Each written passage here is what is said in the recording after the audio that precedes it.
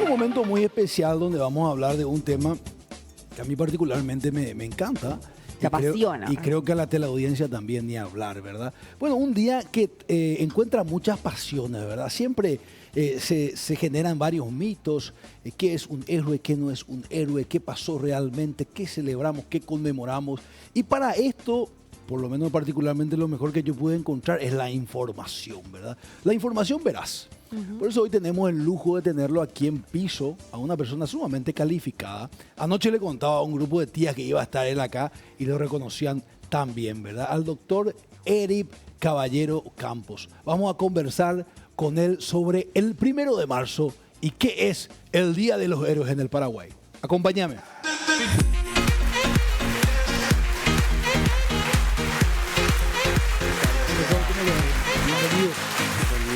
Buen día. ¿Cómo está? Qué privilegio que esté acá en un feriado con nosotros. Muchas gracias por la invitación. Gracias por estar acá. Bueno, primero que nada, me gustaría, profesor, hacerle varias preguntas que creo que pueden ser ricas antes de entrar un poco a la parte opinativa, ir a la información, ¿verdad? Primero, para poner en contexto, me parece que si podemos ir al año 1869, comienzos del año, que sucedía aquella invasión a Asunción, y llegamos, si le parece, hasta Cerro Corá unos 15 meses después. Claro, yo creo que hay que retroceder a lo que ocurre en diciembre del 68, Okay. después de abandonar la posición de Humaitá, que era la fortaleza inexpugnable, que finalmente fue vencida por el hambre, ¿verdad? Y ahí el coronel Martínez rinde de los últimos defensores. Francisco Solano López trata de organizar la primera defensa en lo que hoy es en la ruta nueva a Pilar, en la costa del río Teguecuarú, en la línea de San Fernando. Ahí se da cuenta que eso es imposible y que los brasileños ya estaban avanzando mucho más. Entonces sube la defensa a lo del arroyo Puquisirí, en las cercanías de Villeta. Entonces ahí comienza a organizar las defensas. Esas defensas se producen una serie de combates entre el 5 de diciembre hasta la batalla de Itaibaté, que finalmente es donde Solano López sale solamente con 80 hombres rumbo a Cerro León, que era el gran campamento militar paraguayo. Entonces, a partir de ahí, los brasileños entran a Asunción, un 4 de enero de 1869.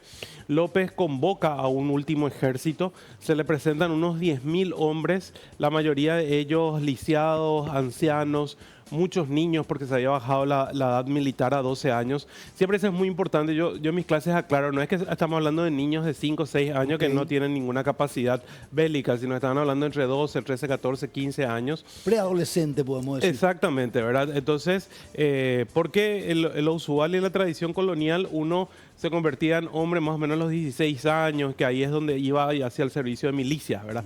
Entonces, a partir de ahí, en diciembre, a partir de diciembre del 68, los brasileños prácticamente controlan todo el sur del Paraguay. Y los aliados, perdón, y a partir de ahí López comienza a organizar. Primero abandona Cerro León, hace su campamento cerca de Cacupé, en Ascurra. La capital era Piribebuy. Entonces las tropas aliadas se quedan en Asunción mucho tiempo. Hay una serie de pequeños enfrentamientos. Escaramuzas entre la zona de Luque y Pacaraí, hasta que finalmente los aliados deciden avanzar hacia la zona de las cordilleras, que es la famosa campaña de las cordilleras que estudiamos en el colegio, y ahí atacan primero Cacupé, después atacan Piribebuy, la batalla del 12 de agosto, ¿verdad? Que es la única batalla urbana, por eso es que Piribebuy se la conoce como la ciudad heroica, y luego la triste batalla de Acostañú, donde la retaguardia paraguaya es atacada. De ahí López emprende hacia Santaní.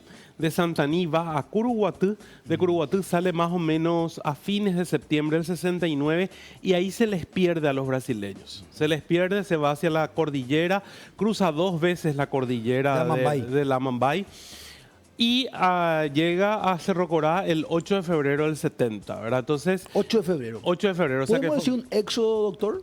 Fue un éxodo y murieron muchísimas personas cuando el capitán Domingo Ortiz, con la partida demarcadora en el año 72-73, va a hacer la línea de hitos en la cordillera. Él hace una descripción, dice, parece el Valle de los Muertos de la Biblia, porque la cantidad de huesos que llegó a encontrar en varios lugares de la gente que fue muriendo porque fueron muriendo de hambre, ¿verdad? O sea, esa es la triste realidad, porque esa era una zona inhóspita, bastante agreste, la gente ya estaba debilitada y entonces son muy pocos los sobrevivientes, son poco menos de 500 hombres los que llegan finalmente a Cerro Corá y que son los que combaten esa mañana del 1 de marzo de 1870. Ok, llegamos al 8 de febrero, llegan a Cerro Corá ellos, correcto. Un remanente de 400, 500 hombres. Entre ellos se recuerda, por ejemplo, a Juan Crisóstomo Centurión.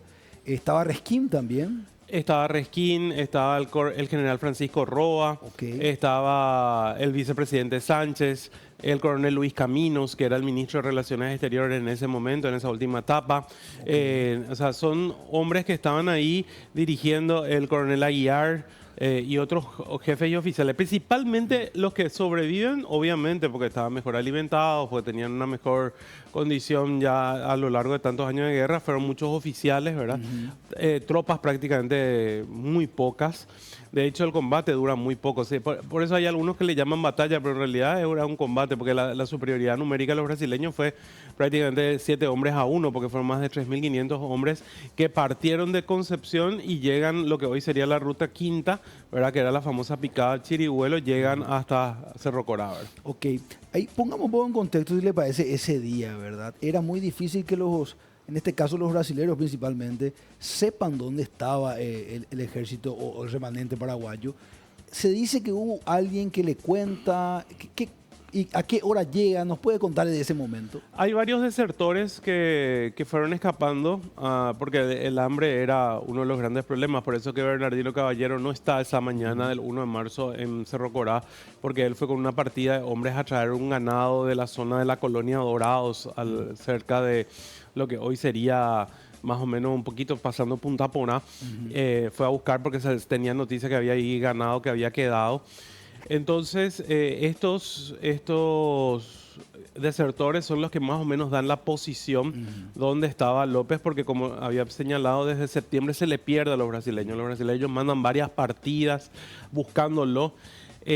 Cuenta Centurión y otros de los testigos que quedaron que los indígenas cainguás, que son los que estaban en esa zona, le avisan a López que están viniendo los brasileños y que ellos le ofrecían para hacerle escapar por sus tierras.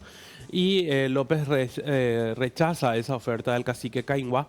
Y entonces obviamente que ellos ya el 28 de febrero estaban en noticias que al día siguiente o en días más iba a ocurrir el ataque. De hecho, en la picada de Chirihuelo habían colocado unas pequeñas baterías que todavía les quedaban de cañones, donde justamente el general Roa es el que hace la defensa y ahí encuentra la muerte, porque una vez que entran las tropas brasileñas es degollado el general Roa. Directamente, ¿verdad? Tengo entendido que a Crisóstomo Centurión también se le rompe la mandíbula. Sí, liga quijada. un balazo en el combate, liga un balazo que lo desfigura, logra sobrevivir a la herida, ¿verdad? Evidentemente era joven y después con los años de la posguerra llega a ser senador de la nación, llega a ser ministro de Relaciones Exteriores también, y un hombre que nos dejó uno de los testimonios más completos de lo que fue la vivencia de la guerra, porque él en esa última parte es el ayudante de Francisco Solano López. De hecho, ese día 1 de marzo tenía que casarse con la hija de López, con una de sus hijas, con Rosita Carreras. Y obviamente la primera, ¿verdad? La mayor. Era la segunda. El mayor era Emiliano López Pessoa. Ok. Bueno, llegamos a ese momento, doctor. Ahora la parte un poquito, se cree que él baja por donde iba a pescar, tengo entendido normalmente, y va a terminar en esa desembocadura de la Quidabam, que es la Quinabal Nihui. ¿Es así? El campamento estaba, o sea, el lugar, si uno conoce Cerro Corá, es un lugar ideal desde todo punto de vista para la defensa, ¿verdad? Rodeado de 2 ríos, rodeado de todo, justamente de cerros. Solamente tenía 2 entradas, entonces era muy fácil organizar la defensa. Obviamente no tenías la cantidad de hombres, los hombres estaban todos debilitados, entonces eso hizo que la defensa fuese prácticamente nula y que ya los brasileños entren con toda su fuerza al campamento en esa mañana. López sube sobre su caballo, intenta una defensa, está rodeado por por un grupo de oficiales que lo defienden. Ahí recibe ya un primer lanzazo, ¿verdad? Un lanzazo en el vientre bajo, que obviamente con los días eso le iba a provocar la muerte, porque la intoxicación y todo lo demás, las condiciones y en ese momento. Después recibe un sablazo en la cabeza y estando así herido es llevado por dos de sus edecanes, entre ellos Silvestre Aveiro, hacia la zona de la Quidabaniwi, ¿verdad? Para tratar de protegerlo. Los brasileños lo van siguiendo de cerca, ¿verdad? Porque era una zona bastante tupida el bosque en ese lugar. Y es ahí donde lo encuentran en el arroyo porque no pudo, los dos, Aveiro y el otro, no, sí suben la barranca, si uno conoce el lugar, es un lugar alto. Altísimo. Y ya López, en las condiciones en las que estaba, ya no pudo subir la barranca. Entonces ahí donde lo encuentran los brasileños, llega el general Cámara y le intima rendición. Según el propio parte de Cámara, ¿verdad? O sea, Cámara da dos versiones, una primera versión, una versión más corta, ¿verdad? Dando un parte militar a su comandante, y la segunda un poco más relatando lo que aconteció, ¿verdad? Pero entonces él le intima rendición, López dice que no se va a rendir, ¿verdad? Y ahí está la famosa disputa si dijo muero con mi patria o muero por mi patria, ¿verdad? Porque Cámara dice que la respuesta fue muero con mi patria, ¿verdad? Pero bueno, hablaba portugués, no sabemos si realmente entendió bien. López ya estaba herido, no tenía mucha fuerza. Los otros testigos, habla uno de ellos que dice muero por mi patria, que sí tiene un carácter así más heroico, ¿verdad? El otro era más o menos diciendo el Paraguay se acababa, con el Paraguay que por lo menos conocía a López. Entonces esa es una discusión que hasta hoy en día las fuentes no se ponen de acuerdo. Y ahí finalmente se produce la muerte del mariscal porque uno de los soldados le da un tiro de gracia, ¿verdad? En la espalda. En la espalda. Lo matan por la espalda. Sí. O sea, estaba rodeado y como intentó hacer un ademán con el espadín, que era un espadín de gala que ni siquiera le iba a poder hacer nada a Cámara, entonces el otro reacciona ahí, ¿verdad? Sí, y yo creo que en algunas memorias de la guerra del Paraguay, los brasileños, un general dice, ¿verdad? Porque había mucha especulación, había que sacar su figura, y dice él... digamos la verdad, ¿verdad? López murió como un bravo con la espada en la mano. O sea, podemos decir lo que quieran, pero el tipo murió con... Claro, murió en un campo de batalla. Muy pocas veces eso ocurre con un jefe de Estado. Ahora, la situación es que una vez que muere López, cae más o menos la mitad de toda la guarnición que tenía, caen prisioneros, son llevados a Concepción. Los oficiales son llevados directamente a Río de Janeiro, ¿verdad? Unos días después cae Bernardino Caballero y su partida, que estaban volviendo, que no sabían nada. La noticia llega a Asunción más o menos el 6-7 de marzo, que la guerra estaba finalizada.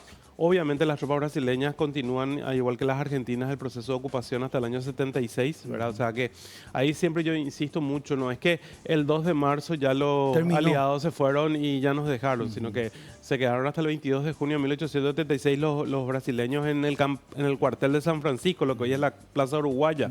Asunción se acababa en la calle Brasil, ¿verdad? O sea, era una ciudad pequeña y ellos estaban en forma permanente, una guarnición de más o menos 2.000 hombres.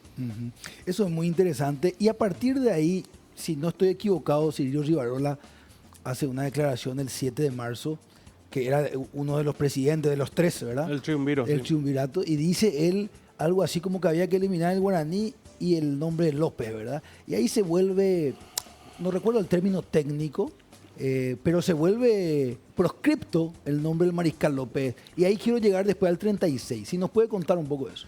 Bueno, esa es una etapa que yo le llamo la etapa de ignominia. Francisco Solano López es posiblemente uno de los pocos personajes históricos de la historia paraguaya que pasa por esas tres etapas. Una etapa de ignominia, una etapa de reivindicación y una etapa de consagración o de apoteosis, ¿verdad? Entonces, Francisco Solano López, ya estando vivo, cuando el triunvirato asume en agosto de 1869, ellos sacan un decreto y una declaración donde le consideran a Francisco Solano López responsable de la guerra, monstruo de la naturaleza, enemigo del género humano, ¿verdad? Esos fueron los términos. Esos fueron los términos de la declaración del triunvirato. O sea, ellos dicen, usted es el responsable, señor Francisco Solano López. Entonces, eso siempre también es interesante. Paraguay, entre agosto del 69 hasta marzo de 1870, tiene dos gobiernos. Un gobierno que está luchando desde la selva y otro gobierno que es un gobierno impuesto por los aliados en Asunción, claro, que es el triunvirato. Ese decreto del triunvirato se convierte en ley de la nación en 1872 y hasta hoy en día está vigente. Hace algunos años los descendientes de Solano López pretendieron anular, pero a pesar de que muchas veces los gobiernos se declaran lopistas, de reivindicar al gobierno de Francisco Solano López o su figura, ¿qué implica anular esa ley? Implica devolverle a la familia López los bienes que fueron confiscados en nombre de esa ley, entre ellos el Palacio de López, porque el Palacio de López era la residencia privada del señor Francisco Solano López. Entonces, eso se convierte en una ley. Y me preguntaste el 36, justamente en el 36, con 1936, con la reivindicación del coronel Rafael Franco, él saca un decreto ley que dice anular todas las leyes de ignominia que proscriben al Francisco Solano López. En realidad no lo llegaron a proscribir, sino que directamente lo llamaban el tirano López, ¿verdad? O sea, o directamente el tirano, ¿verdad? O sea, de hecho, hay una famosa discusión que una colega analizó entre el inspector general de escuelas, sería como una especie de viceministro hoy, y el entonces hijo del mariscal Enrique Solano López, que después se va a convertir en senador, López Lynch, que se va a convertir en senador, que justamente está en contra de que la consideración de tirano que se hacían en las escuelas con respecto a su padre. De hecho, él es el que empieza la campaña de reivindicación. Ahí Juan Oleari es un hombre clave. Después se convierte en profesor de historia al Colegio Nacional de la Capital y llega finalmente a ir metiendo esa idea de reivindicación de Francisco Solano López, que se produce un primer debate cuando se inaugura el monumento a los héroes de la guerra, que es el monumento que está hoy detrás del Panteón Nacional de los Héroes. Porque algunos decían que había que inaugurar el 25 de noviembre, que era el Día de la Constitución, pero finalmente ganan la idea de inaugurarlo el 1 de marzo, y entonces había gente que no asistió porque consideraba que era una manera de reivindicarlo ya a Francisco Solano López. Eso fue en 1922, la inauguración del Monumento a los Héroes del 70. Entonces, ese tipo de discusiones finalmente terminan en el 36, y en el 36 toda la reivindicación y todo el reconocimiento a Francisco Solano López se convierte en una especie de religión cívica. De hecho, el gobierno saca un álbum libro que se llama Apoteosis, ¿verdad? Que eso significa prácticamente entrar al Olimpo de los héroes de Francisco Solano López. Wow, qué bárbaro, qué interesante escuchar la información sólida de parte suya, ¿verdad? Me gustaría ir cerrando, doctor, con una pregunta que me parece muy, yo sé que va a ser extensa porque hay mucho que decir. ¿Qué representa la figura de López? Porque a veces entendemos como que la discusión es si el mariscal fue o no fue, pero hay mucho más por detrás. ¿Qué representa el heroísmo del mariscal dentro de la paraguayidad? ¿Y qué representa aquellos que se opusieron también, verdad? Bueno, yo lo que creo que una de las cosas, o sea, obviamente Francisco Solano López se convierte en un símbolo por parte del Estado de manera oficial desde el 36 hasta ahora, ¿verdad? De hecho, hubo actos oficiales el sábado. Pero fíjense que el nombre, la primera vez que se declara feriado el 1 de marzo es en una ley de 1931, un poquito antes de la Guerra del Chaco, y el nombre del feriado es Día de los Defensores de la Patria. Después se cambia a Día de los Héroes. Si bien está vinculado con el final de la guerra de 1870, es una cuestión en plural de los héroes, o sea, de todas aquellas personas que el Estado paraguayo reconoce que hicieron una cuestión mayúscula en favor de la sociedad, ¿verdad? Y ahí es donde empieza un debate siempre interesante, el tema de que, por ejemplo, en el Panteón Nacional de los Héroes solamente se ingresa por ley, pero que los que predominan son todos personas que estuvieron vinculadas o a la guerra de 1864 al 70 o la guerra del Chaco, ¿verdad? Entonces, muchas veces se dice, bueno, y los héroes, ahora se creó por ley de la nación un panteón de los ilustres, que creo que se va a erigir en la costanera, donde se piensa introducir a gente que venga de la ciencia, de la educación, de la cultura, que de esa forma también represente a esos otros sectores que también hacen a veces sacrificios en pro de la patria. Ahora, Francisco Solano López sigue siendo una figura polémica. Uno puede ver en las redes sociales que es una oportunidad donde las personas pueden ir discutiendo, y todavía se ve muy marcado aquellos que tienen totalmente una imagen negativa sobre lo que hizo Francisco Solano López como gobernante, como líder militar, y los que consideran que todo lo que hizo fue correcto, ¿verdad? Entonces, desde el punto de vista histórico, de lo que es la ciencia histórica, lo que nosotros tratamos de tratar de comprender al personaje y de entender en ese contexto qué es lo que él fue haciendo a lo largo de esos 5 años y durante los 8 años de su gobierno, ¿verdad? Entonces, sigue siendo un personaje polémico, tomó una serie de medidas que muchas personas, hasta desde el punto de vista militar, cuestionan, ¿verdad?